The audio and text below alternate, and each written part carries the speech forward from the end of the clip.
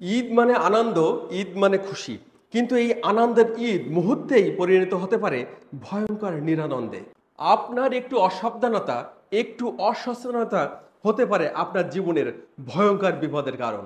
ঈদের সময় মানুষ শহর থেকে গ্রামে যাবে কিংবা গ্রাম থেকে শহরে যাবে, এটাই স্বাভাবিক। আর এই চলতি পথে মানুষ মুখোমুখি হয় বিভিন্ন বিপদের। যেমন আপনার পকেটে থাকা কিংবা ব্যাগে থাকা নগদ অর্থ যে কোনো মুহূর্তেই পকেটমারের সদস্যরা কিন্তু নিয়ে নিতে পারে।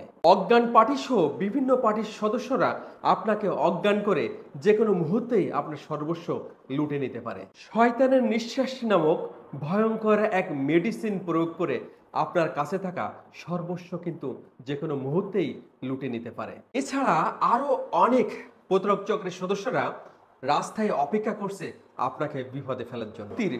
একমাত্র উপায় হলো নিজে সতর্ক থাকা।